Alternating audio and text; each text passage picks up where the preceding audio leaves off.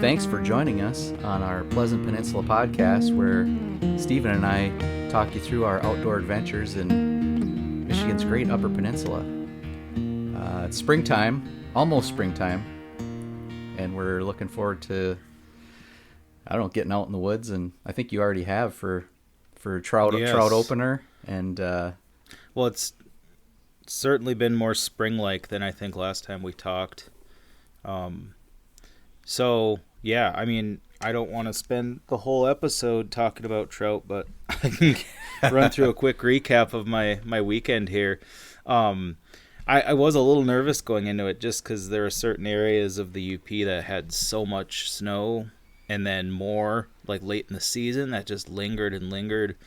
So I wasn't sure what I was in for. I mean, even if the lakes, melt in time to be open water, you still risk, really muddy, snowy two tracks that you can't, get a truck in. So, I did a fair amount of hiking. I brought my little harness that I used to pull an ice fishing sled, and I pulled my kayak down some roads with it. You were hoping to go to an inland trout lake and have it be melted enough where you could put in your kayak and fish for some trout. Well, so I fished over the course of 3 days. I fished 4 different brook trout lakes. Specifically managed for brook trout. So I started in the Munising area, and the first one I went to it's all like spring ponds, and there's a couple of interconnected springs. And then there's like a main sort of pond area where, the DNR goes in and they stock brook trout annually. But that one's a little different because there's lots of springs feeding into it. It connects up to a creek. So that was my first stop. Every time I've been there, I've found little brook trout, like 6-7 inches, and that's all I found. So that was my opening day fish, was a little 6-inch brook trout. But the scenery was incredible. I love paddling places like that where you can see like the water bubbling up through the sand because there's so much spring water coming in. And just exploring, going over beaver dams. Really, really cool. The next lake I went to is one same vicinity, only a few miles away, but for some reason the snow was there was 2 feet of snow on the ground at this next lake, where there was almost none at the first one. So, needless to say, I had to hike in probably 3/4 of a mile down a 2-track, and then the lake was about 75% ice. Oh, so yeah. After walking in like that, I was like, well, I'm not going to turn around. So I, launched. I fished the open part. Mind you, this is the lake where I caught my personal best brook trout last year's opener. So I know that I know there's big fish in there, and I did find some fish, but again, little ones. And I saw a couple of the bigger fish dart out from under the edge of the ice. Okay. But I was too close.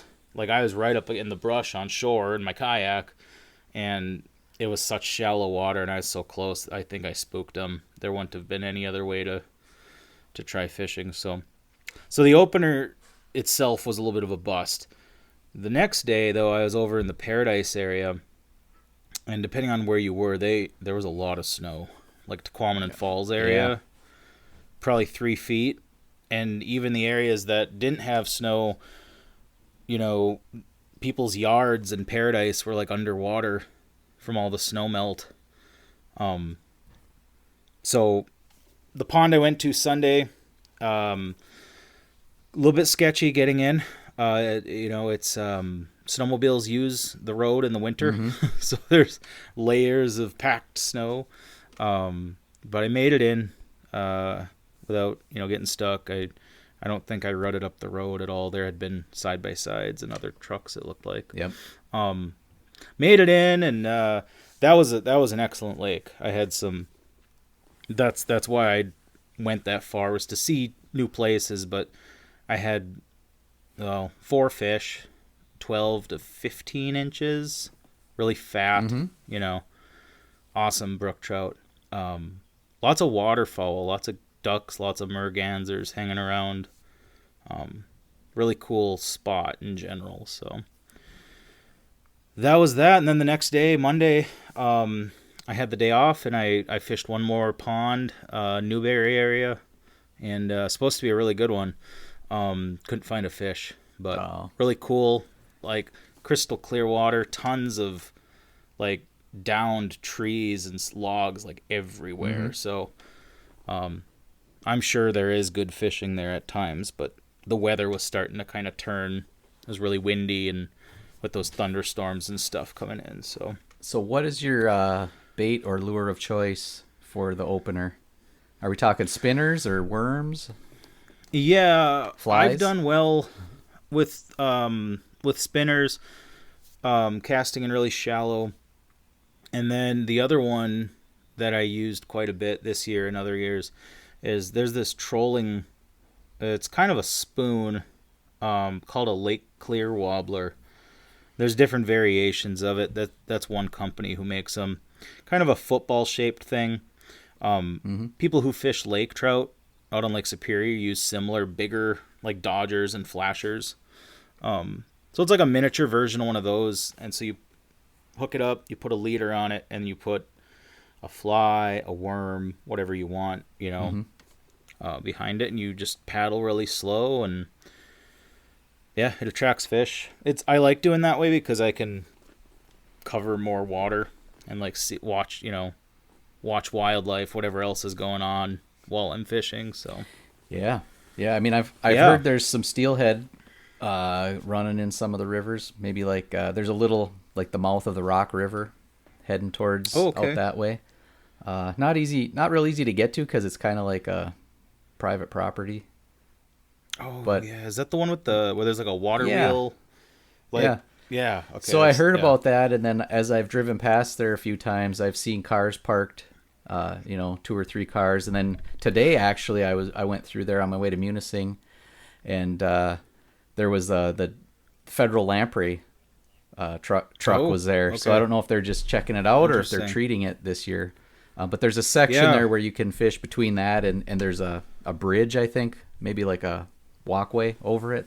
That's anything upstream from the walkway, I guess, is off limits. But from what I've heard, but the mouth is open and some steelhead come up in there. Okay.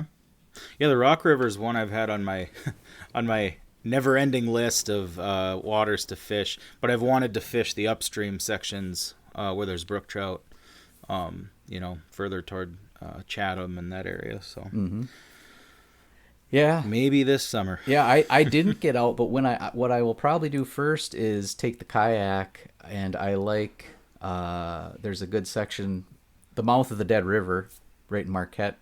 You can either put in by 550. There's a little bridge right there by the disc golf course, by Tourist Park. You're looking at the Tourist Park Dam from right there. You can and then paddle down from there, and it's kind of turns into just like a big, I don't know, bayou type of area or flooding. Yeah. And then as you get to like where the old power plant was. Yep, through there. And it's shallow too. There's some real shallow spots. You got to like sandbars in there, but it's nice just to paddle around but I think there might be some fish that come up in there. Maybe salmon in the fall, but yeah, I would think so. I know when the power plant was still there and they had their hot water like discharge, they I only did this once, but I went out with my brother-in-law in the spring and we were jigging for coho. The bubbler. Right where that right? The bubbler. Yeah. The bubbler. Yeah. Yep. So it's shut off now, unfortunately, right? Yeah. But yeah. But there's still you got the river coming in there, yeah. So there's still got to be some so you'd get coho activity. You'd go out and get coho there? Yeah, I only caught one. This is 10 years ago, but it was pretty cool because I had never, done that type of fishing before. So. Right. I've seen boats in the lower harbor the past few mornings near the Carp River. Okay. Carp River mouth. So, yeah, they're out there doing it. If I go for probably the first lake I'll fish, maybe trout, inland lake, it will either be West Bass Lake for rainbows, which has a campground and a public access site, They've got some it's a beautiful little spot. decent rainbows in there, and then or else just Lake Angeline because it gets planted with a variety of, I think, everything, splake and split. Yeah, Angeline can hold some surprises too, because I know when I've fished it early season, like shortly after the ice leaves, April, May. I've done some trolling around just with crankbaits like Rapalas and stuff. There's some really nice rainbow trout in there. Oh, nice. And I've actually seen them too. I don't know if they're doing it yet, but you'll see them come up in the rocks right by the dock, spawning. Okay.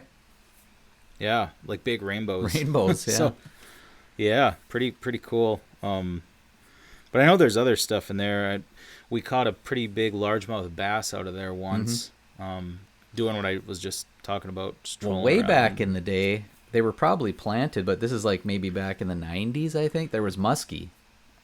Yeah. Maybe they put tiger muskie in there or something back in the day. I don't know if any of those exist anymore in there, but my buddy's dad always likes to tell a story. I think he worked with somebody who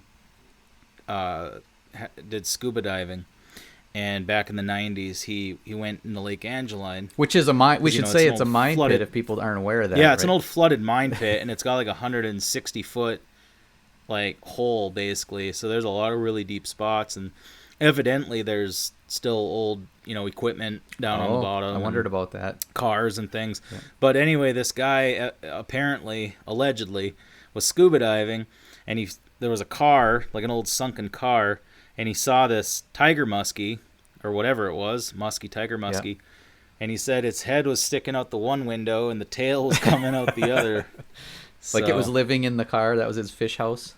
It was supposedly it was pretty big. Wow. But I know I don't know if they still do, but I don't know if this was the DNR or if this was the U.S. Fish Wildlife, but I think they used to put retired lake trout, old like broodstock in there as well. Broodstock, probably like 30-inch, big fish. So yeah, definitely. I think Angeline, it's easy access. You can fish, especially in the spring.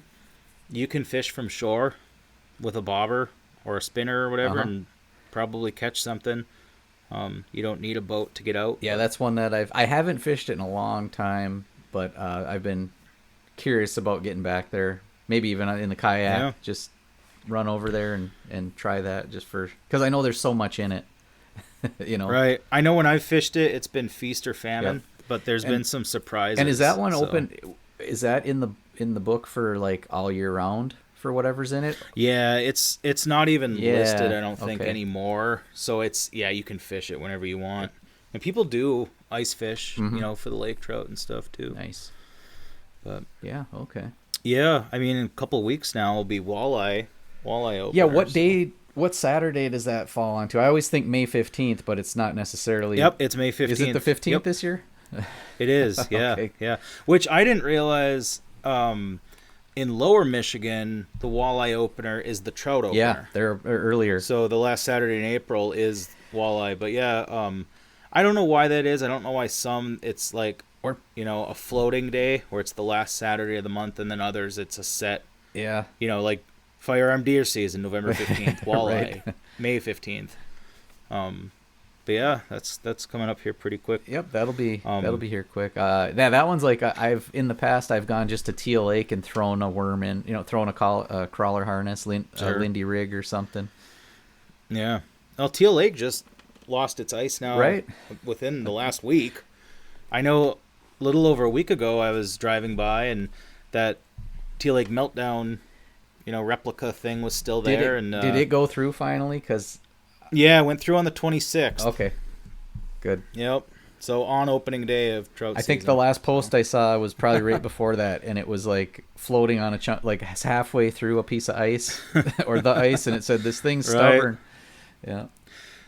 Well, I know we drove by yesterday, and it was like all open water. Okay. So perfect. Yeah. Yeah, Teal Lake. I mean, I think so. The bass, there's smallmouth bass and probably largemouth, but I've caught smallmouth in there along the shore. But it's like that season's even later.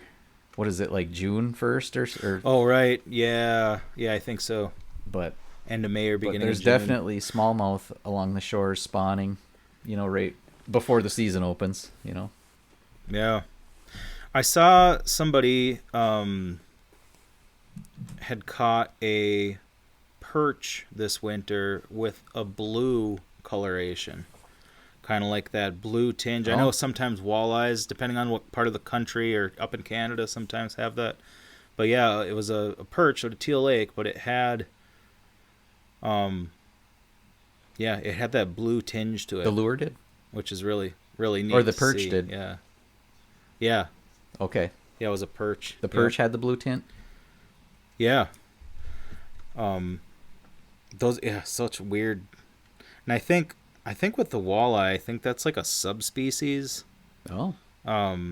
Depending on again what part of North America you're in, but I'm just searching it up here.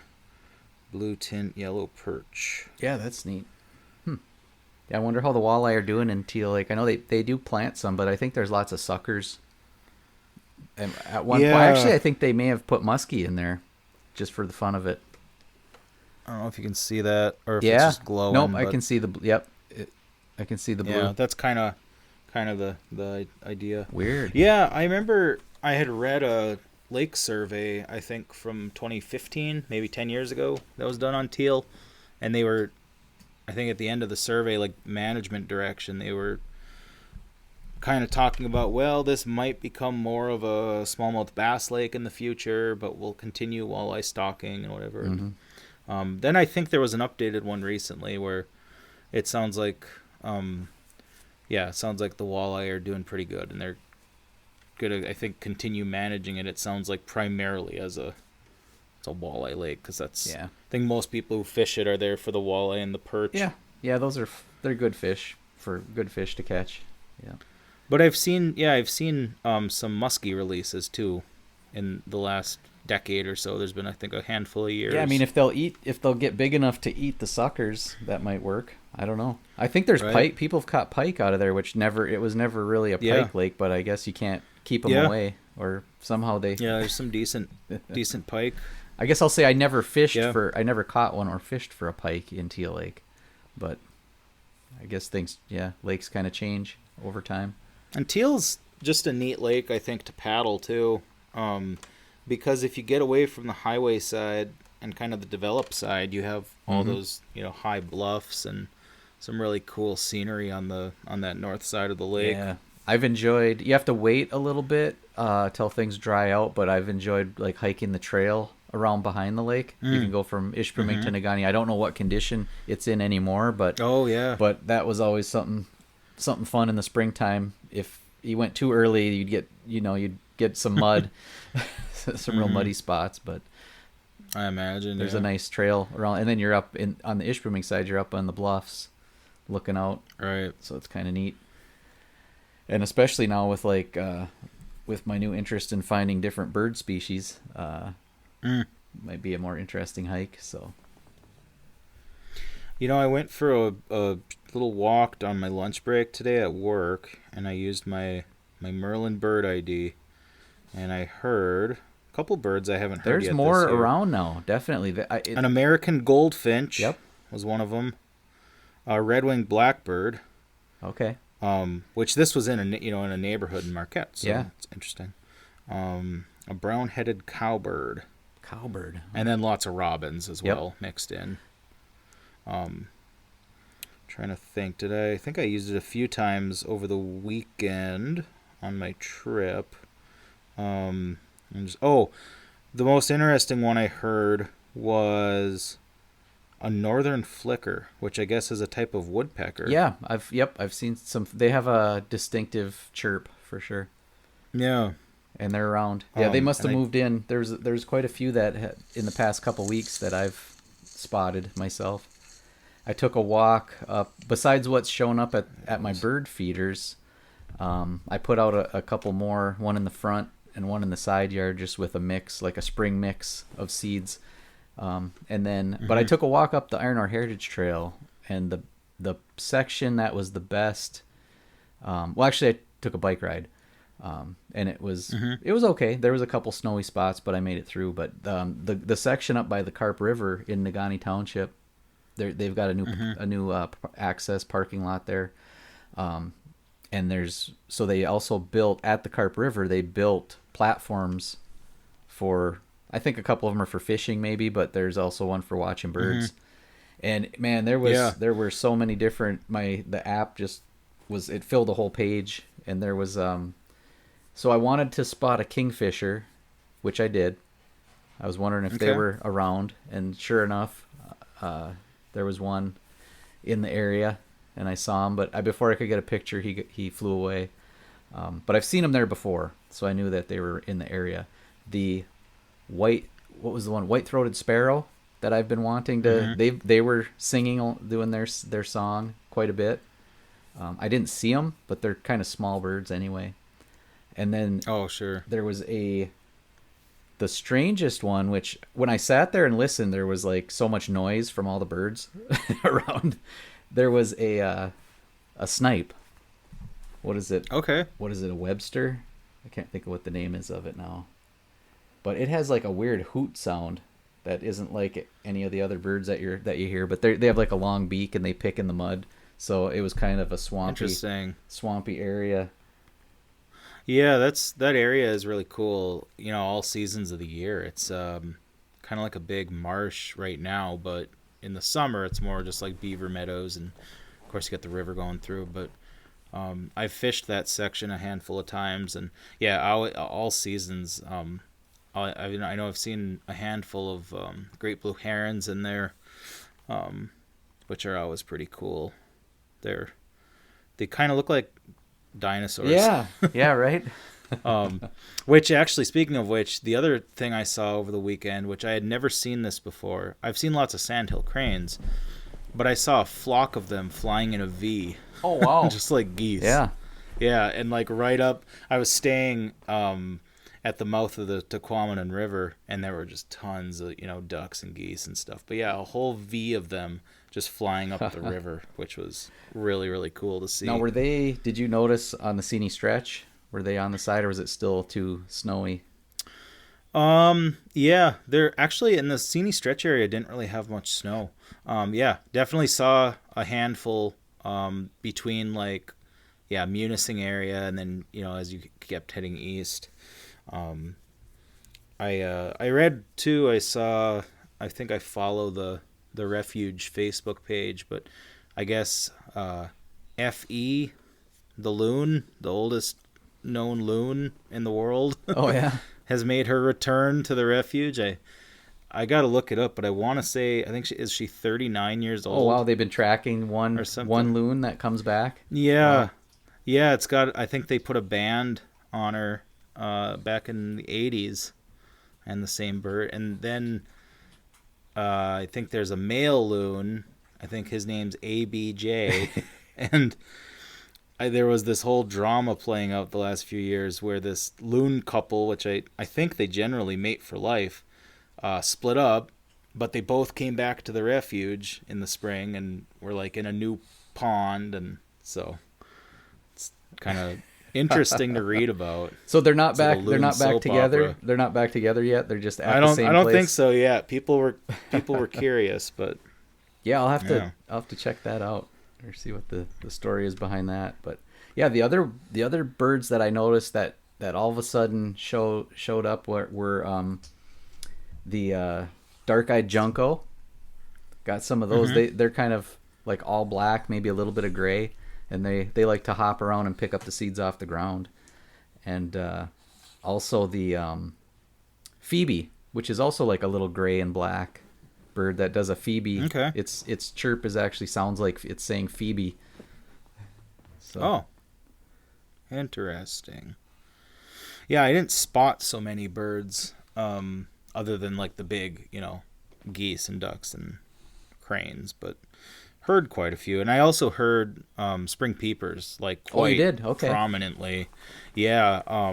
So there was so much snowmelt in the woods, and that eastern part of the UP is already a lot lower lying, swampy ground anyway. But yeah, at the campground I was at, there was a little pond. Yeah, I'm assuming it dries up a bit, but they were loud, so that was really neat to hear. It's one of the more iconic spring sounds, I think. Yeah, I didn't make it to the blue spotted salamander migration. I had some intentions, and then it was just it didn't work out to get over there, so I think I missed it this time. But okay, I saw I haven't watched it yet, but there's a Discovering episode that just came out where I think she featured the salamanders. So I'm gonna have to give that a watch here. Oh, it's okay. So I found out which snipe that was. It's a Wilson's snipe. Okay. Yeah, if I can it's not letting me open this up, but yeah, it had they were pretty active, but they kept flying away from me as I was. Wilson snipe. I know the one pond I was fishing too. I heard some kind of. I'm almost certain it was some sort of owl, but it was far enough away where I couldn't get the app to pick up the sound and tell me what it was. Yeah, speaking of owls, I had a great horned owl right in the backyard, sitting in a tree. So once in a while they'll come by during the day and just kind of perch in the tree, and kind of, I don't know if they're at that point they're probably sleeping or resting, but it had some crows bugging it. They were harassing it, and then finally when I went out there, it flew away and they kind of chased after him. But it was neat. He was not, probably 20 feet away, sitting in the tree. Yeah. Yeah. And then, okay, yeah. Also, so I took a walk up Hogsback. That's a yeah, yeah. I hadn't done it before. I realized somebody was talking about it, and I hadn't actually done it. So, did a little research and went over to one of the parking lots, the Southern Access route, and I think they have it. It's not marked with like signs so much, but just color tags. There's like white and blue color tags that lead you up there. And luckily the snow was melted enough where it's kind of steep when you get to the final climb. Yeah, you kind of have to scramble. Yeah, you scramble up in between some rocks, and there was a little bit of snow and ice that was still frozen in between the cracks of the rocks, but we were able to get around that. And when we got to the top, some ravens were soaring without, they don't even flap their wings. It basically like soared all the way from what it looked like from Sugarloaf all the way over to check us out. Wow. and as it got there, it was making a weird gurgling noise. They make a weird gurgle, or it's not really a crow. I don't know, crowing noise, but yeah. Yeah, that's a good hike. That's such a cool spot. I know I've only done it once, and it was 10 years ago. It was 2015. 10 years, yeah. Yeah, so I think I'm due. Although one of my favorite hikes has or that I've done, obviously Sugarloaf, and that's a great, family friendly one. But there's one in between them, next to Harlow Lake, called Bareback. Okay. And there are signs going up that because it's part of that Harlow Lake pathway, which I think technically there's a trail that goes up Hogsback that is too. But I guess it would be past, it'd be past Hogsback a little bit, closer to like Harlow Lake, Little Presque Isle. Is it a shorter walk? That Bareback? Because I feel like I climbed up on one. I parked by Harlow Lake and climbed up on or walked a trail that was pretty short, and we still got to overlook from in that area. It depends. Yeah. It depends where you start from. I think if you follow the shore of the lake around and then go kind of right up the rock, there's like a series of big rocky, and you kind of get a little better view each level you go up. Okay. That's pretty direct. There's another route that goes up, I don't know, I guess it would be the east side. That's a little more roundabout, but yeah, I think that whole area has some really cool overlooks and spots, and especially in the springtime too. It's usually you can bet on the snow melting there first, before it does further inland. Mm-hmm. So kind of cool to get some nice views from up there. Yeah, it was a little overcast, so it wasn't like, the nice sunny day view, but Right. but it was still good. Definitely worth going back again. Oh, let's see. Yeah, it's so interesting, Marquette area and everything west, how the terrain is versus like that whole eastern end of the UP. I mean, there's still some rugged ground and some really big hills, but just very different landscape. And then as you're coming along, 28 back into Marquette, you kind of see the silhouette of the big hills. Mm-hmm. Yeah, kind of a neat thing. Although when I was in Paradise looking across, of course, you can see Ontario right there. And I had to look on the map. I don't know if it's an actual town there, but there's an area kind of, I guess it would be north of Sault Ste. Marie, Ontario, directly across the bay there that has some really big hills, it looked like. So, oh, okay. So I'm getting excited because I'm actually going up there in a little over a month. Into Canada. The highway and the highway that I'll be taking, Highway 17, runs right through that area, kind of along the east shore of Lake Superior. So nice. Got me excited just kind of seeing the big hills and, looking forward to seeing some new places. So yeah. Well, we were talking about walleye a little bit ago, and did you pick up the old Walleye Run malted rye bourbon? Yes, sir. So, sure one did. of my favorites. Yeah, you had mentioned this a while back here when we were talking about it, and so I set out to find. I was either going to pick up this one or one of the Iron Fish Mad Angler ones, and when you were describing this one, it sounded pretty unique. So yeah, what did you? Yeah, so tell me, what did you think of that? Had you had a malted rye? I hadn't. When I tried it, I had not had a malted rye before. I'd had rye and I'd had bourbon. Yeah. And rye always seemed a little more, I don't know, peppery or spicy. Right. From the ryegrass, but then with the malt in there, it was definitely a different, more of a sweet flavor. Yeah, the flavor. So I don't think I ever had a rye. The extent of my bourbon, I mean, I had a couple, I guess what you'd call craft ones, but I didn't really pay a lot of attention. I think most of them were just kind of your standard 80 or 90 proof, bourbon. Mm-hmm. So yeah, this was my first time trying a rye and my first time trying a malted rye. The flavors were different than I was expecting. It had a very light feel, I think, and very, like, not overly sweet, like not syrupy sweet, but kind of light and sweet. Did it have a malted milk taste to you? For you? I almost got more of like a cotton candy. Oh, yeah. Like subtle, but yeah, really, I like it a lot. So that's it, and it's a 7-year New Holland down in Lower Michigan. Yeah. Which I wasn't even aware, I guess, that they made.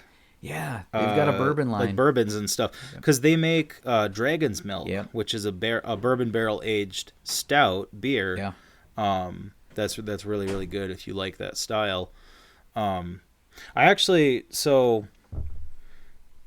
was at the store today, and I picked this. This is just a small bottle because that's what they had. Oh, okay. So this is also New Holland, but it's a Dragon's Milk beer barrel bourbon. So I've seen the reverse because I think the Dragon's Milk beer, they age it in bourbon barrels.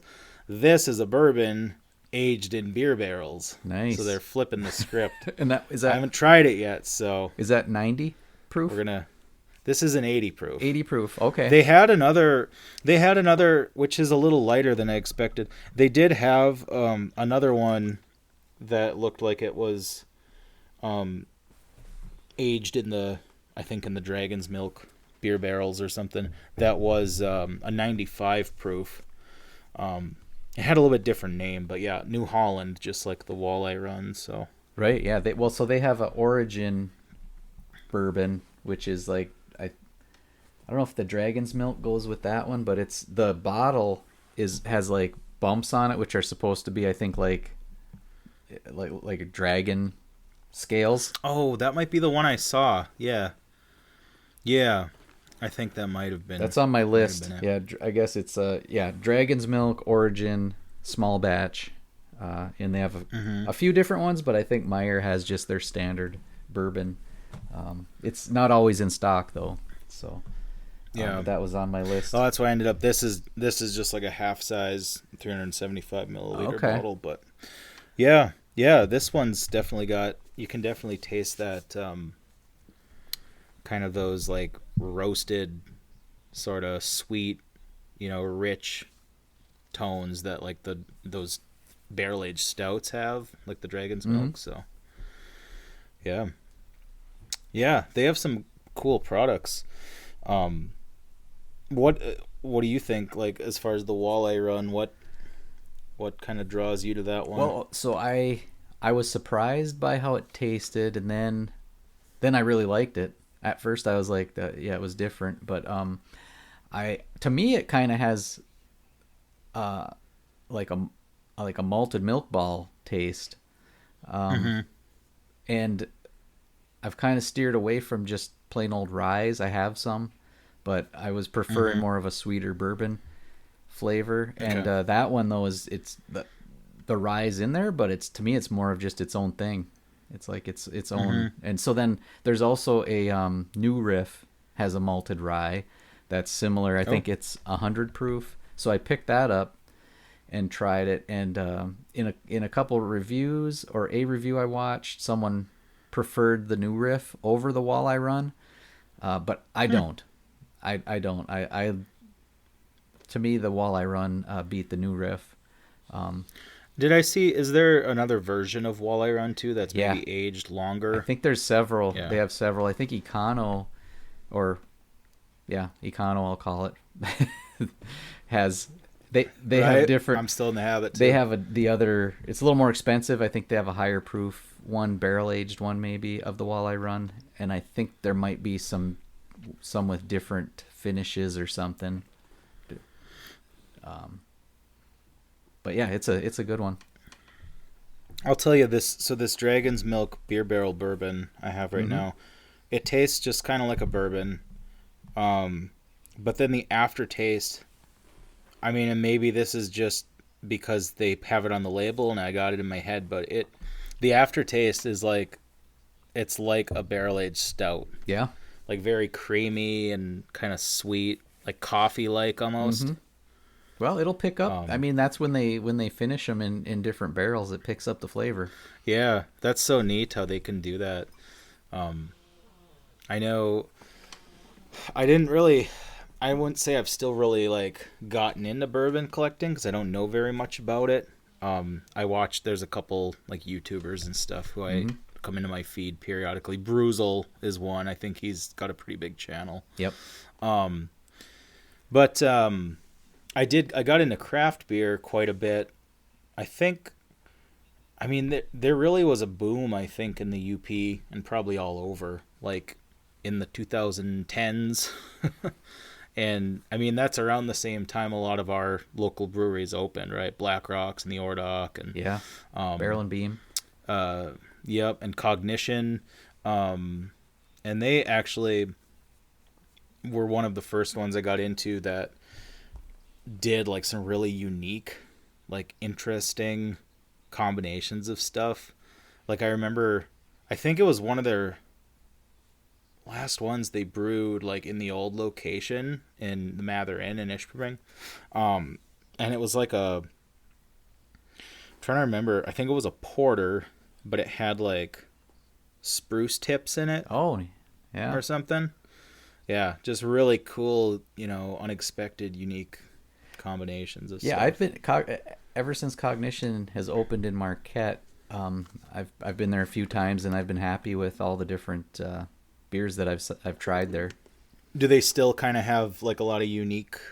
Oh yeah, flavor combinations. I mean, and there's always like I don't know, 16 of them on tap. There's a big selection, And they always have really cool names too. right. Yep.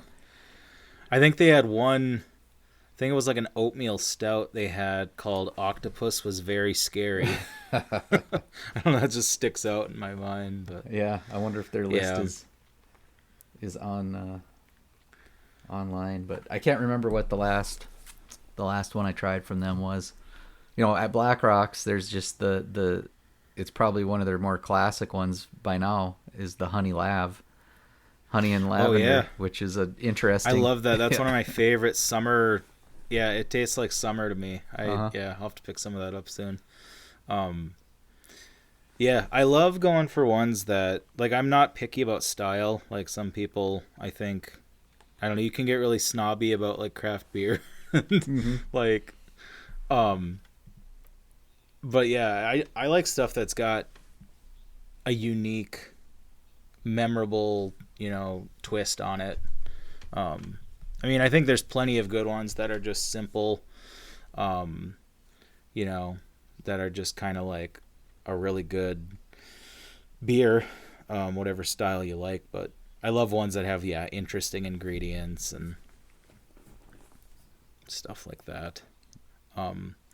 Another one that pops into my mind for summertime is from Founders down in Grand Rapids. It's called Green Zebra. Oh, I haven't had that. And it's watermelon and sea salt, and it's like I don't know if it's a sour or if it's a riff on a sour style. But yeah, super, like, it's just really, really good on like a hot day. I think they had like different versions of it. They had like the classic, and then they had like some other, like a peach one, and well, it was just like so I think mid or end of March is Oberon Day. Oh, yeah. They release Bell's Oberon. Release Bell's Oberon, so I got I had to pick up some of that because you wait a few months after I think they quit brewing it, and like in September I think it starts to disappear off the shelves. Yep. Although, you know what? This past winter, they had like a winter version of it, and I don't remember what it was called now. But I tried it over the winter, and I really liked it a lot. I got to look up what it was called now. Oberon Eclipse. Oberon Eclipse was the winter version. The Eclipse, okay. So, yeah. Nice. Yeah, it's got, instead of the sun, it's got a moon on it. So, yeah. Yeah, it's the winter blend, right? So, yeah, I just pulled up. Well, and Bell's. Oh, go ahead. I just pulled up Cognition's beer list, and I found the next one I got to try when I go there. It's called Ghost Bird. Okay. And it looks like they're what calling is it it? A Hefeweizen or Hefeweizen, 5%. Yeah. So probably pretty light. Yeah. Can't go wrong. That sounds German. Yeah, right. I don't know where the Ghost Bird comes from, but. Right.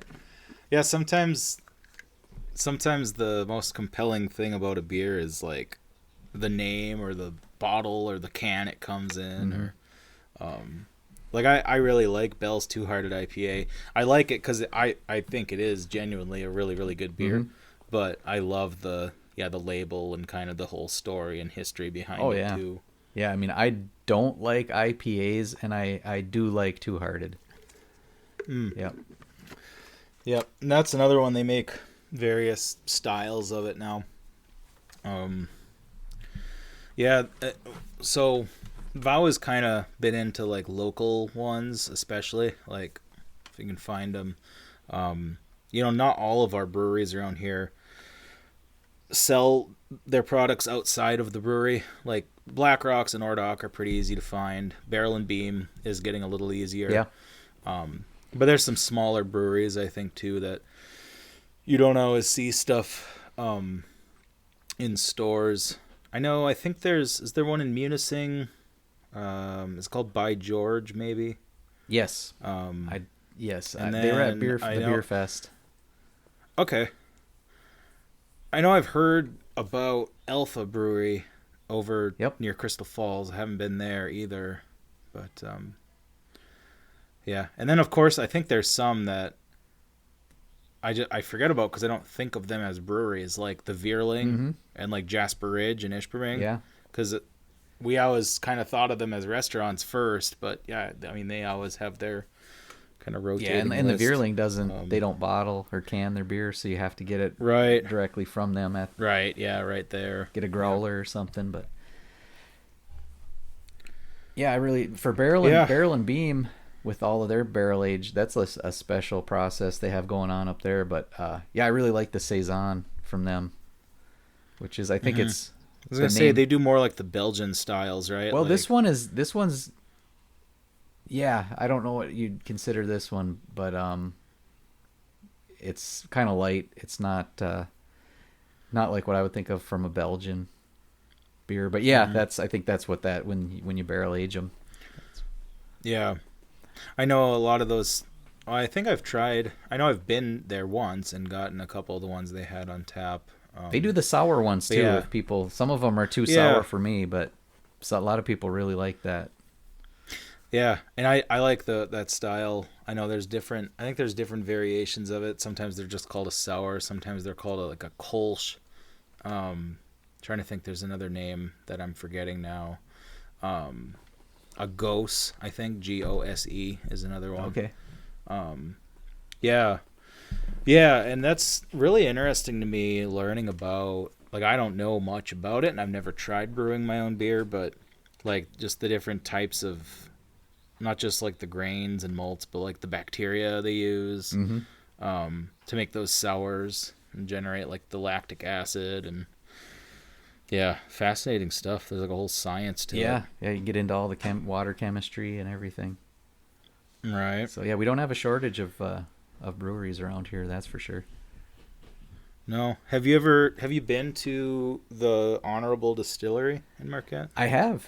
Yeah, I was in there for they actually had a screen for Fresh Coast Film Festival this last year, so I watched a couple documentaries in there, and I had stopped in there for a drink too. I think right now they have gin and maybe vodka that they've done. I don't think they have a whiskey yet, but I'm not sure it's whiskey or bourbon. Seems a little harder to do a bourbon. Yeah, you gotta age it. So they maybe sourced that, but yeah, it's a neat place, and they kind of have the old marquee out front. Right. Yeah, didn't that used to be some kind of theater, right? Yes. I don't remember what it was called. Yeah, there was actually a documentary about that, the history of that building. It was like the Nordic Theater or something. Okay. Yeah. Quite a while ago. Yep. Yeah, I don't remember where I saw this, but I saw that they had like a set of different, like I think there was a gin, I think there was a bourbon, and then there was one other one, but they were themed after movies that they used to show there. And I remember they had, I don't know if they still have this or not, but they had a gin, which must have been their own, with Anatomy of a Murder. Okay. That was the theme in the bottle. Yeah. And I thought, man, that would be really cool to have, but I don't know. I don't know if that was like a limited thing or what. Probably. So I went at the Mather, I think a couple weeks ago on a Saturday, they had a distillery tasting event that I went to, and it was gin, and they had a couple different gins, and it was in Elk Rapids. From the name of it, let's see. It was like a strange play on the word ethanol was the name of the distillery. Let me see if I can find it here quick. Okay. But they basically had some gins that they had done, and the way they did it, it wasn't real juniper berry forward with that, pine taste. It was a little was a little more subtle, which was okay. It was neat. I mean, I don't generally sip gin neat, but we were just doing samples, Yeah. So More of a mixer. Yeah. and then they had a couple different gins, and then they had what was it? It was like something fermented from mead or distilled off of like cherry blossom honey.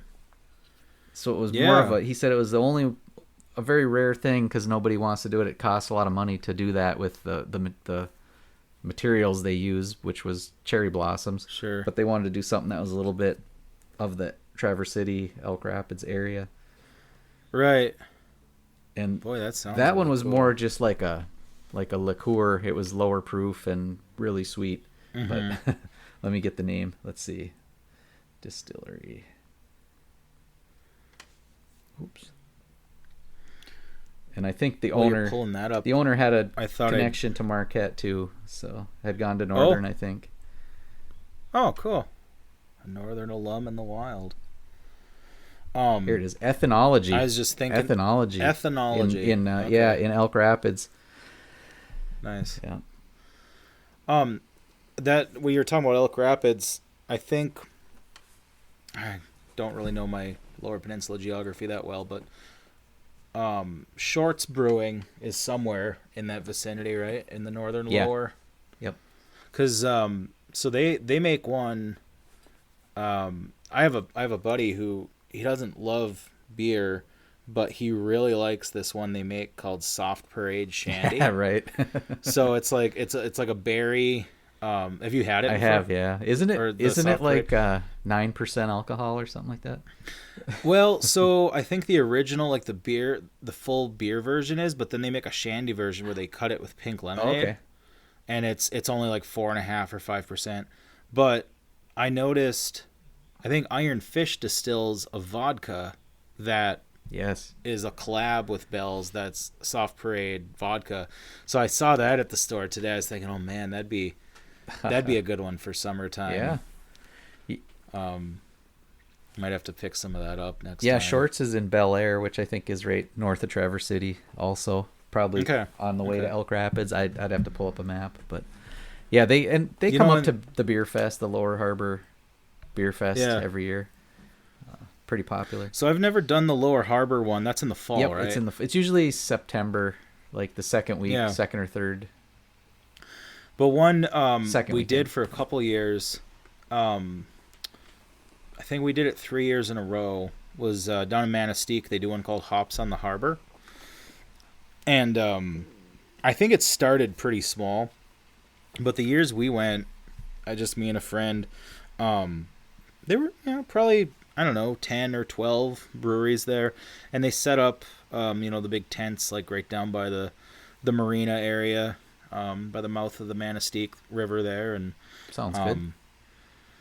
it was funny. So the first year we went, you get like 16 tickets or whatever, and it's supposed to be for a tasting, right? Like a partial fill, and you get your commemorative glass and stuff. And of course, every brewery you go to, you give them one ticket. You can give them a ticket for a tasting, or I think 4 for a full pint, right? And like every tent we went to, you give them one ticket, and they would still fill your glass most of the way up. Yeah. It was just supposed to be a taste, but they ended up giving you the majority of it. And I made the mistake of going for like the double IPAs and stuff right at the beginning. Yeah. Right out of the gate. Yeah, Beer And, Fest in Marquette has snuck up on me in the past too. Yeah. You gotta take it slow with things like that. Upper Hand is a good one too, down in Escanaba, which they're owned by Bell's, but I think they operate kind of independently.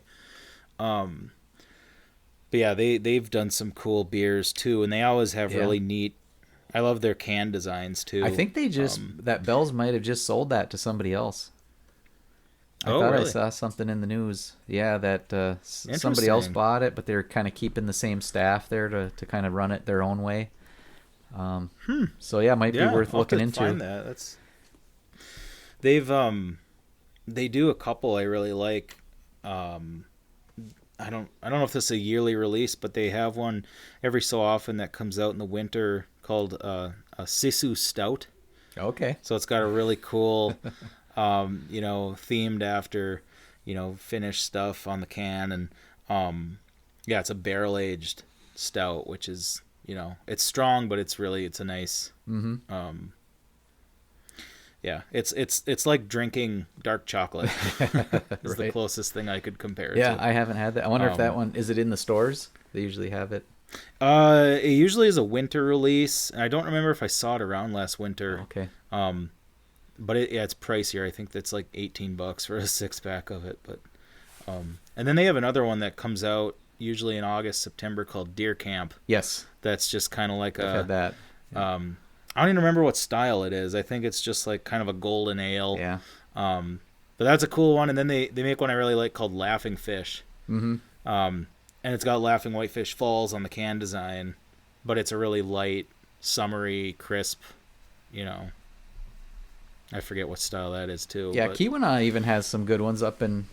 Yeah, I forgot about Keweenaw. How could I forget? They were one of the early ones that were canning it. In fact, I had gotten, so they were showing up in the stores in around Marquette, and I got a couple 6-packs. I don't remember what I was getting, but the beer was skunky in there. So I messaged them. Oh. I messaged them and I said, hey, it's too bad, you know, I had a couple 6-packs that were skunky. And he's like, well, what's your address? And he sent me a coupon for a free 6-pack.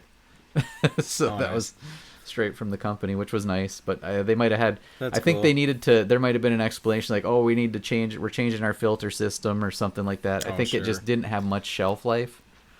Yeah. Which they've fixed. Oh, now now they fixed it because they're everywhere with Widowmaker. Right. Yeah, Widowmakers. They don't really have one I don't Pickaxe, like, honestly. Blonde.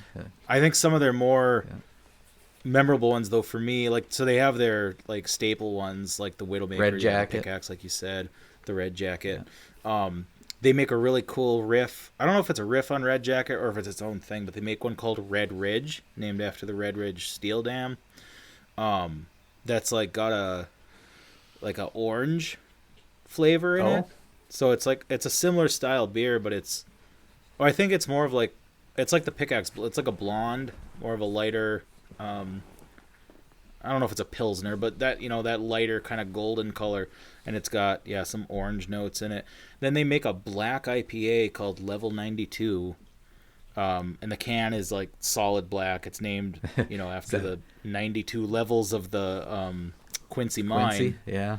And that one's really cool. It's super dark. It's bitter. It's but if you like black coffee and you know, stuff like that, it's be right up your alley. But yeah, they do some cool. And I think it's been a few years since I've been to the tap room, but I know within the last 5 years, you could still get like a pint for, I think, $3.50. Yeah, that's a good price in the bar. That's a good. Yeah, I think they were definitely one of the cheaper breweries. Well, I was surprised at Black Rocks, the Honey Lav. There's like maybe 2 or 3 that you could get for $4 for a pint, and I think they might be $4.50 now. But that's pretty good deal in Marquette nowadays. Yeah, it's not terrible. Yeah. Well, hey, 10 years ago we lived in Madison area, and across the street was a one called the Great Dane, which is like, they have a couple locations in the Madison area, but 10 years ago they were selling theirs for $5.50 a pint. So yeah. So have you been into Superior? Have you been into Superior Culture to sample what they have there? Was it kombucha and the mead? And so I've ginger beer. I haven't gone in often as a patron. I've gone in a handful of times over the years to play music, or to go to a show, and they have some interesting brews there. I think their primary thing is kombucha. Yeah. Which I'm the wrong person to ask because I can't overcome the flavor of it. I want to like it, but it just tastes like drinking straight vinegar to me. So I don't mind it. I don't mind it. So what I didn't get though is like it has its medicinal values and whatnot, but then they also had versions there that were alcoholic. But I thought that interfered with like what they were trying to do with it. Like, does that kill the special probiotics or whatever's in there? Right. Yeah. I know kombucha is supposed to have quite a few health benefits. I think, you know, the beneficial bacteria and such. But yeah, they do some interesting, and they do some meads and stuff too. Yeah. A little different. Oh gosh, I was trying to think. I was gonna say something about another brewery, but it's totally escaping me now. But yeah. I mean, for not being a huge town, I think Marquette area has quite a few good options. Yeah, we're doing You know. good. We'll have to do I don't have know to do episode on coffee what- shops. Right? Yeah, there's a lot of those too. A lot of good craft ones. What other? I was trying to think of other like Michigan distilleries or bourbons. Like I know there's there every town. So I but- think there's one called Journeyman that's in the Detroit area. And they've got their stuff in Meyer. Okay. Otherwise, there's let's see. There was one I tried that was from I think it's called Traverse City Whiskey Company. Oh, right, yeah. Yep, Traverse And City. they do like a cherry. Yep, they do a cherry whiskey. Which I guess I still don't fully understand the difference between whiskey and bourbon. Is it where It might be, yeah, it might be the mash bill. It's like so much corn, Okay. so much percent corn Oh, to be a bourbon. sure. Okay. Okay. And if they change that up, it turns it into something else. Okay. That would But yeah, make sense I've then. bought Yeah. I had a bottle of just the straight up Traverse City Whiskey Company whiskey, Mm-hmm. just like the whatever 86 proof, and it was really good in an old fashioned. Yeah, that's what I use mine for, which I'm already putting like cherry syrup in it. Yeah, so, right. You don't need the throwing the cherry whiskey in there was cool. Which actually that's what I had this weekend for trout opener. That was reportedly John Volker's drink of choice was an old fashioned in a jelly jar, but so I had some of that Evan Williams bottled in bond. Mm-hmm. Yeah, and had a couple old fashions to celebrate. So Nice. but yeah, it's been fun looking, and I think some of these too, part of the appeal for me is the bottle. Like this Walleye run, like I'm probably gonna save this bottle and put it. I have like a little collection of like interesting beer cans and bottles I've saved over the years. Yeah, it's a cool bottle. So what I did was after I finished it and I got the new riff version that wasn't as good, I actually poured it into the Walleye Run bottle. Oh, and okay. threw away the Keep it going a little the longer. new riff bottle that I had. So Yeah. Oh, just reminded. So a brewery I wanted to mention, not Michigan, but from my time in Wisconsin with the Cheeseheads, New Glarus. So their iconic one is Spotted Cow. Right. Which I always joke every time we go into Wisconsin, I like to smuggle some home over the border. right, yeah. But It's not sold in Michigan, right? no, they only sell in Only Wisconsin for the which is- Spotted Cow. Yeah. Yeah. Which it's become kind of an iconic thing, like I think across the U.S. and yeah, you can only get it there. But they make Spotted Cow, which is kind of like I think they call it a farmhouse ale. So BlackRock's Grand Rapids is pretty similar. Okay. Kind of a cream ale is another name for it. But then they also make a really, really outstanding Oktoberfest called Staghorn. Oh, I haven't had that. Which is it's got a really cool design on it, and yeah. So I'd be remiss if I didn't mention them, even though they're not local up here. But when I'm down in the Green Bay area, it's always yeah, and no deposit on the cans either. right. You Yeah, can pick them up. exactly. There's a couple Wisconsin bourbon YouTube channels that I like. There's have you seen On the Barrel? They were in Minnesota, but I think they recently moved over the border to Wisconsin. It's a couple who are I don't think I have anyway. who are kind of it's On the Barrel. They usually review. Oh, wait a minute. Yeah, it's a Wait a minute. husband wife, and they're pretty Yeah. silly. Their dog's always yawning. Yeah, in I the did follow background. them because Yeah. yeah, okay, I know. Yeah, because when I was searching up Walleye Run reviews, their video for it came up. Yeah, they reviewed it. Yep, and they've done So the origin. I subscribed to them. Yeah. Yeah. Yep. So he'll get local. He'll get So, Wisconsin and Minnesota bourbons and sample them on his channel. There's one. Oh, Okay. I got a Wisconsin wheat bourbon, and I don't have it here to get the info off it, but I think the company is something like, it's something to do with the 45th parallel. Oh, okay.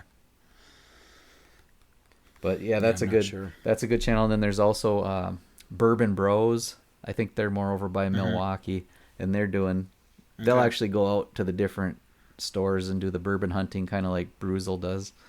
But Yeah. entertaining for sure. Right.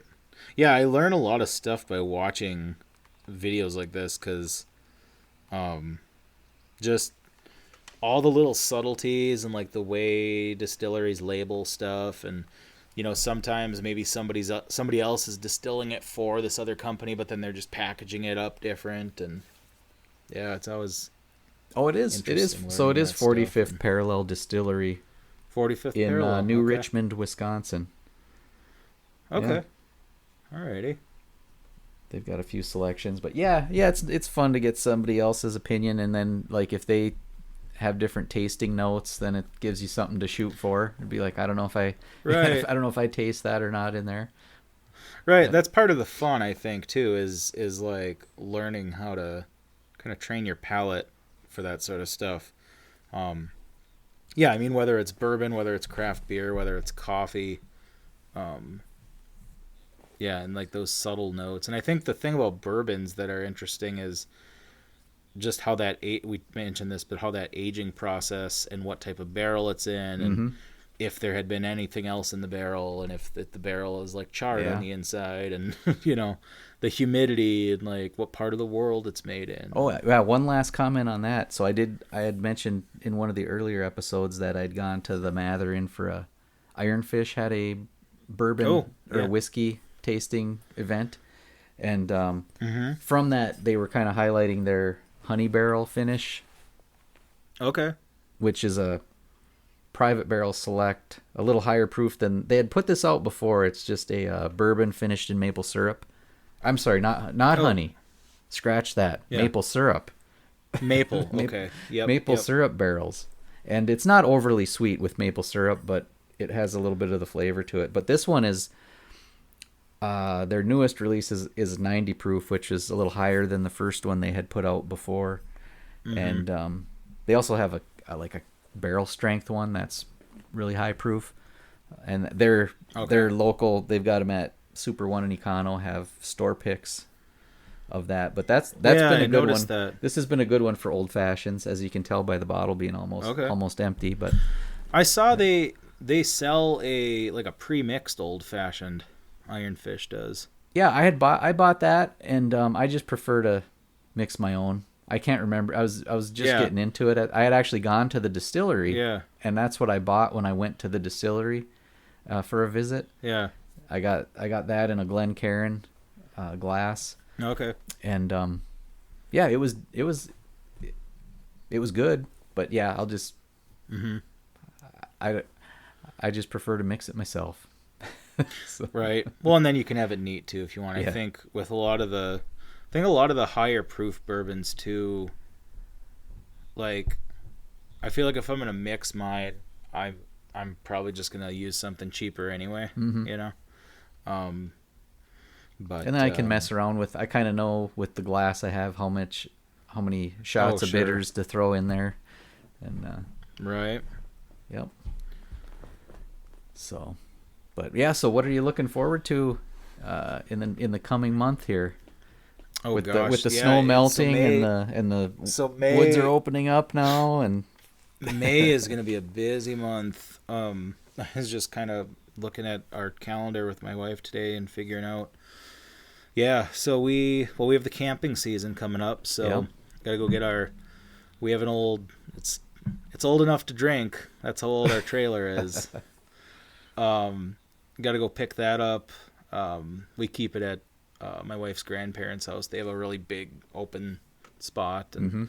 they don't get as much snow as we do in the winter. So we'll pick that up soon and go through it. And we have a couple trips. We're doing Memorial Day weekend, of course, the long weekend. Yeah. We'll be out at Van Riper. And then Do you have a group? So there's like groups of people that traditionally go to Van Riper all summer Mhm. long. Are you part of that, or do you have your own group of people? No, we bounce around a lot. We like to see new stuff. But yeah, we're going there. It's one of our favorites though, just because it's close, and with the kids, they have a really nice playground there, and probably one of the best, if not the best, like inland beach, as far as state parks go. So that's just one of our favorites. But yeah, we're going there. We're going to one I've never heard of until this year in Manistee.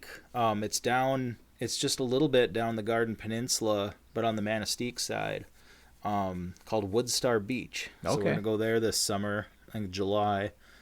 We're going to go to Indian Lake. That's a nice one, but I think big part of it's going to be shut down for like doing electrical work and other renovations, things. Or water. Yeah, different. I know a lot of the state parks have been going through updates and stuff.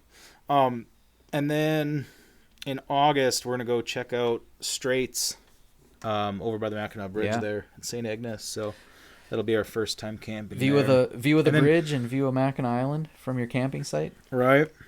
Yeah, I'm looking forward to that one because we've obviously been through St. Agnes a lot, but I don't think we've ever gone as a destination. Right. So just passing through. That'll be nice. And then I have a number of backcountry type trips. Going into Craig Lake once, going up to Canada like I mentioned for a canoe based trip. Yeah, trying to think maybe at the end of May, hopefully doing a short weekend backpack trip with my brother up by like the Mulligan Plains and Rocking Chair Lakes. So okay. Yeah, and lots of exploring to be had. There is. Yeah.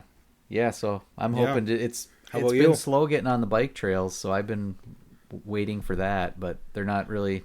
They're just not in good condition right now. So the Iron Ore Heritage Trail, you almost got to ride the paved one. And that's paved, so it's kind of like not what I'm looking for, but it's still a good ride, something to do, and hopefully get the kayak out. I did a little disc golf round at the Harvey disc golf course. They've got at Silver Creek School, the old Silver Creek School, right in there. There's a decent disc golf course. Not too busy. That was when I played years and years ago. Yeah, it's not too busy, so that'll be fun. Then we get out to the family camp in Forsyth Township area. Hopefully I'll catch some fish out there. We'll see. And I'm curious to see when the warblers show up, because I found a video on the Chocolate Bayou, which I think I mentioned already, but that's supposed to be a destination for the migration of the warblers. I know I've seen a couple different Facebook posts and stuff of watching like bird migrations, and it seems like all over Michigan and Wisconsin now they're kind of coming in droves. I was so when I went out for the opener last Saturday, I'm walking through the woods with my kayak and I see a mushroom. I'm like, oh my gosh, is that a morel? And so I look a little closer at it, and it was one of those false morels. Okay, open on the bottom. I forget the species name, but and it doesn't have it's kind of got the same texture like the cap does, but it doesn't have like the same type of pores. So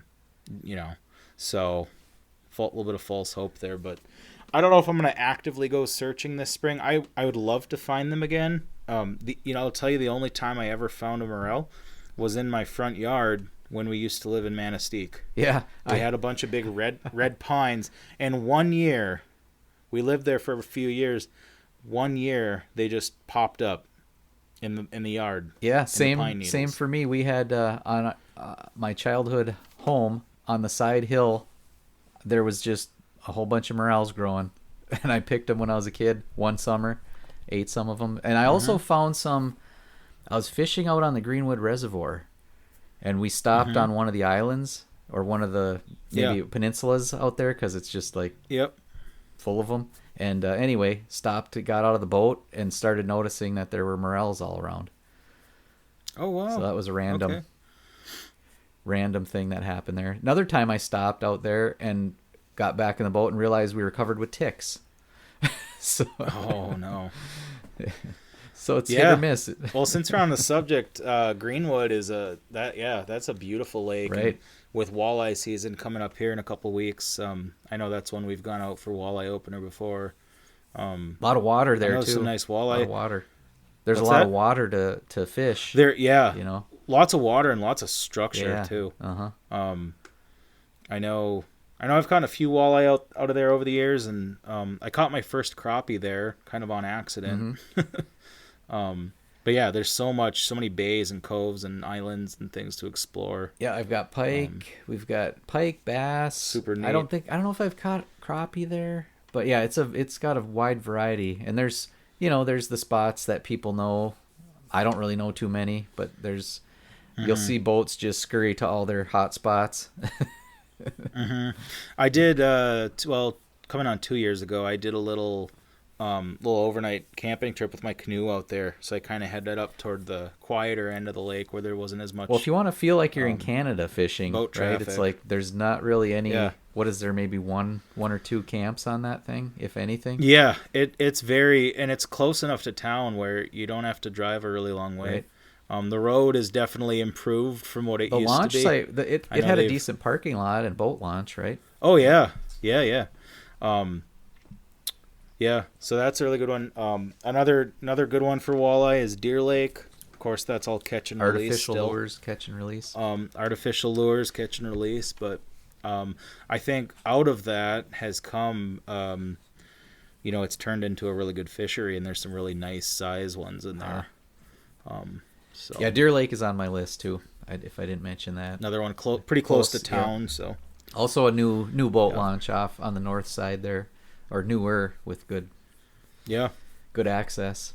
That's a fun lake. You also feel like you're with the bluffs and things around it. It's kind of like you feel like you're out in the middle of nowhere. Yeah, it feels secluded. Yep. One that's not quite so secluded, but another good walleye one with the opener coming up is Lake Independence up in Big Bay. Of course, you got the campground there.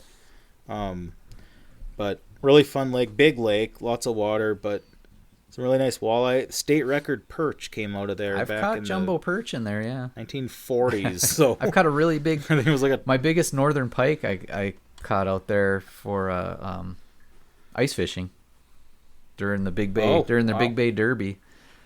Yeah, during the Derby. Yeah, it's been I think I might have gone out once or twice because we usually do our Memorial Day camping trip up there. So this year we're doing it at Van Riper, but. Yeah, and then of course if you're wanting to trout fish, you have the Yellow Dog River up there, which has some really cool. I don't want to say easy to access because some of it's not, but most of you can get to some nice spots without having to bushwhack. Yeah. You can follow some of the little 2 tracks and just go off of a bridge or whatever, and really really pretty scenic area.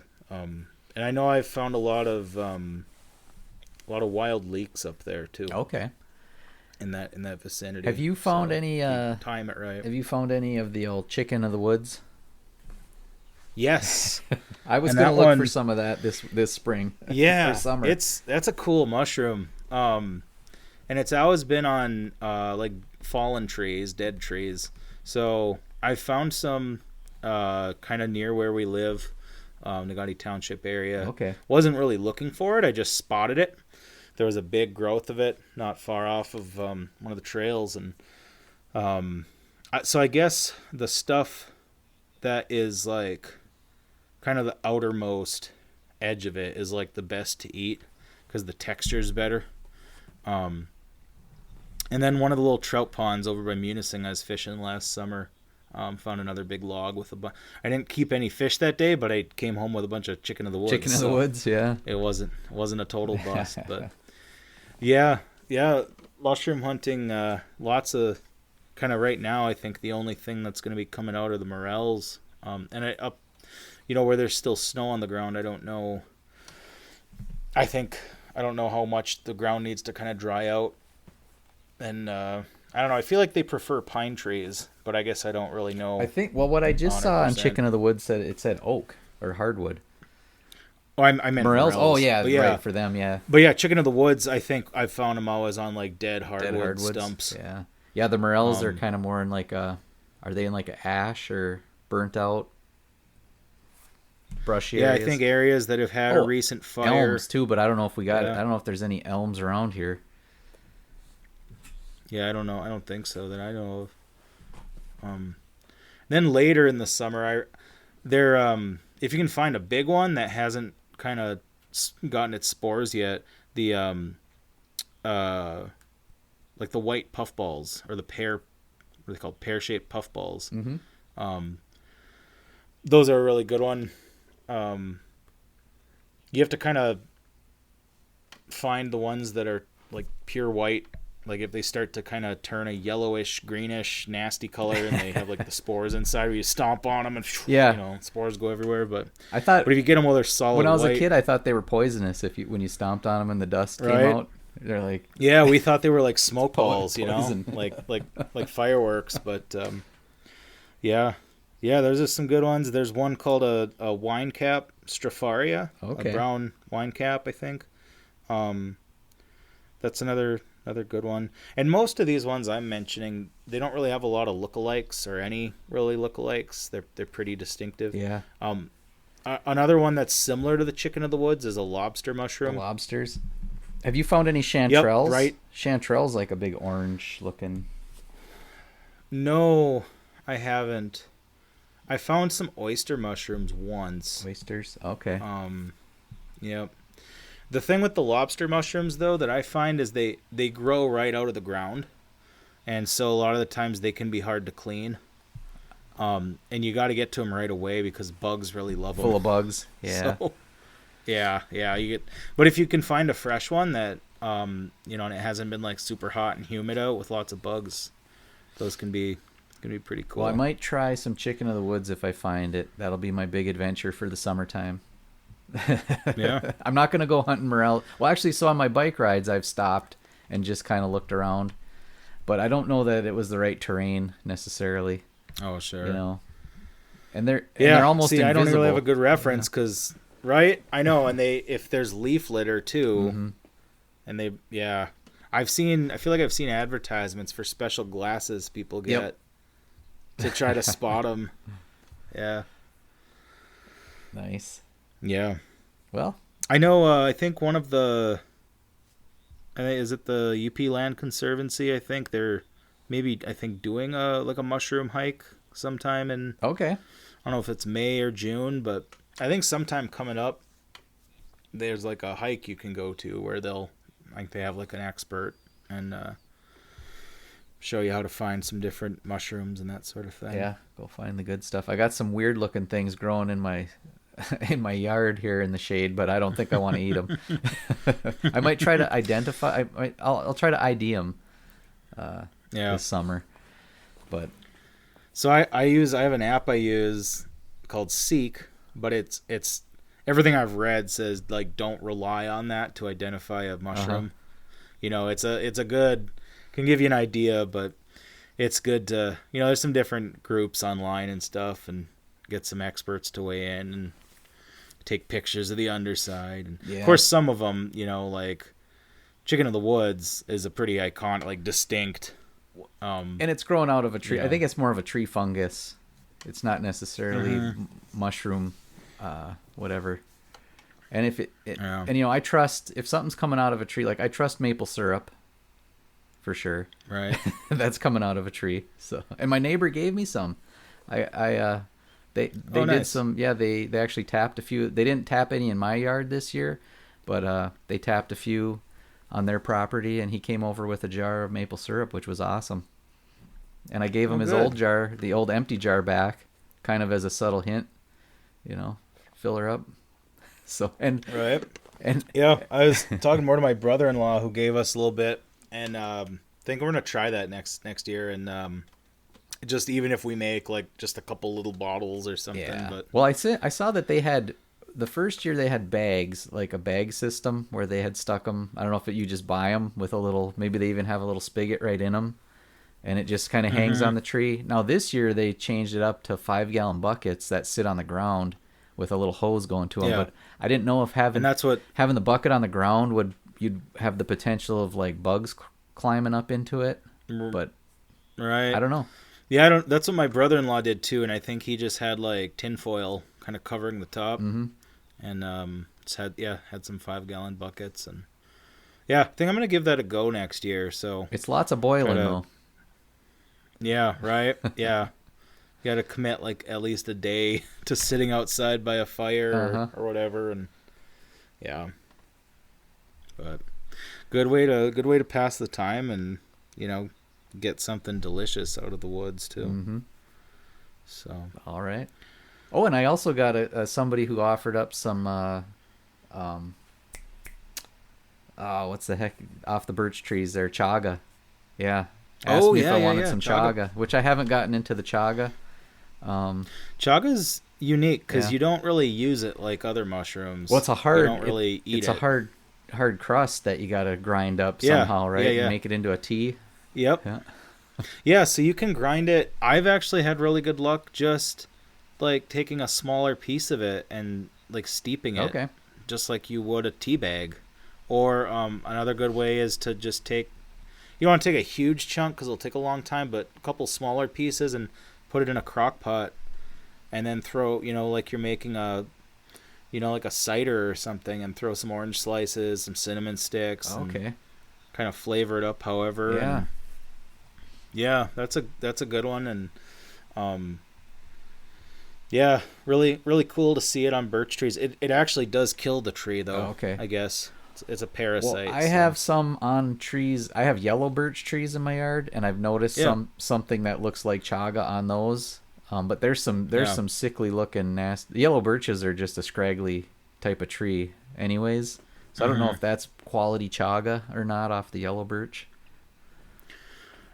I'm no expert, but it sounds like everything I've read is as long as it's coming off of a birch species, I think it's good to go. Because there's some similar types of growths that form on other trees that aren't the same thing. So yeah, lots of stuff to find in the woods. Well, all right. If I find any mushrooms, should I wait to eat them until the next episode? Eat them live on the podcast. It'll be my last podcast. Try to eat the mushroom. Yeah, I mean I love looking for, like I kind of got into it by accident. I was out for a hike with my kids on like we have some trails that are pretty easy to walk. They're almost like 2-track roads, and take like the stroller on them, and there's a section where they had laid some wood chips, I think, so it wouldn't get as muddy in the spring and stuff. And I saw these little mushrooms, and I was like, well, let's identify these. And so I posted them on an app, and then I looked in a couple groups, and they were these wine cap ones, which are like considered a really good edible mushroom. And then, from there, I started noticing more and more. I started finding those lobster ones coming up, those bright orange ones that come up out of the pine needles, and then chicken of the woods, and yeah, it's kind of just been. I stumbled upon it, and it's just something neat to look for when you're out in the woods. How did you eat your chicken of the woods when you cooked it up? Well, I've done it a couple ways, but I think pretty much every time I've done it, I've cooked it just like I would fry up fried chicken. So, kind of coat it in some batter and fry it up in some oil. I know with those ones I've had to be careful though, because some of them, if you take the piece that's like right against the tree, it's really tough and stringy. Oh yeah. Like too much so wood you want fiber. Like you want like the newest growth kind of on the outside. And I think now that I've learned a little bit more about it, people usually kind of trim them with a knife. Yeah. I think that was the video I watched. He actually like says it lets it grow more. He'll come back and he'll just trim the ends off. So you like leave a piece of it. Leave it there. Right. So I'm interested. Last summer, we had kind of a weird summer because we didn't have much snow melt, and then summer was pretty dry, so I feel like it wasn't a great year for mushrooms. But the big chicken of the woods growth that I found 2 years ago, it didn't really grow well last year, but I'm curious how it'll turn out this year. Yeah. If there's more moisture. So. Well, you know what else is going to be out really soon? I'm surprised not already, is the first bug hatch. gnats or whatever we get for mosquitoes. Yep. Gnats and mosquitoes. Right. I gotta tell you don't get much time this in the woods without them. So I hope you enjoyed your time. this little trip. Well, that's one nice thing about opening weekend is you can hit these spots, and not have any bugs. But the one pond I went to on Monday, there were thousands of little mosquitoes hatching on the water. Oh. And I was looking, I've never really studied like what mosquito eggs look like and stuff, but you could see like the little case they were coming out of, and I'm pretty positive they were little mosquitoes. So they weren't like biting yet, but I think in about 2-3 weeks you go back to that same place and it's gonna be a little bit different. But It'll be it's gonna be a banner year for them, I think. So I got some new bug nets that are like kind of big and like kind of come out really far, and I might have to invest in that. Usually when I've been mountain biking, you're going fast enough that they don't catch you, but I don't know if it was last year, it was a horrible hatch and I couldn't bike away from them. They were eating me alive while I was biking, which is a bad thing. And then a couple weeks later they were gone. So right. Yeah, that's a bummer. We won't think about that. We'll forget it. Yeah. That's when you get one of these springs that has a lot of late snow and the melt kind of continues and keeps lingering. Yeah, lots of all those vernal pools are soon going to be home to millions of mosquitoes. Well, at least the salamanders and the wood frogs can eat them. Right? Yeah, hopefully they had a banner year too, so it kind of cancels out. Oh, and I found out real quick, probably my last comment for this episode was the fairy shrimp that grow in those pools. Yeah. I think I found a pool. I was looking in it. I didn't see anything that looked like egg sacs, from frogs or whatever. Maybe it's too early for that, but I didn't see any fairy shrimp, but apparently they're not actually shrimp. They're like they're actually the same thing as a sea monkey. Whatever those are. Okay. Which is they're also so probably like a crustacean, but not quite the same thing. Yeah, that's what one of the videos told me. But that's pretty incredible. Like the sea monkeys are pretty incredible because they can live in a little pouch dried out until your kid throws them in water, however many years later, and then they come to life. So brine, I thought those were brine shrimp, which is sea monkeys. Boy, that's a thing I haven't heard of in a long time. Yeah, brine shrimp. Marketed as novelty pets so they for are children. Shrimp. Okay. So fairy shrimp, I guess they're like a type of brine shrimp. Yeah, they're kind of like nature's version of a sea monkey. And apparently when my daughter when she was young and she had sea monkeys, she said now she's older and she told me I spoiled it for her because I told her, I go, well, they're brine shrimp.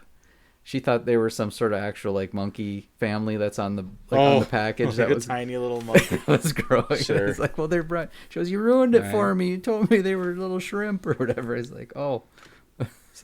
Well, science wins. Yeah. Science wins over fantasy. Maybe someone can make a vernal pool in their backyard maybe and have some pet fairy shrimp. Yeah. Salamanders. I was trying to get her back out. We used to do a hike and there was a little pond that we'd go by.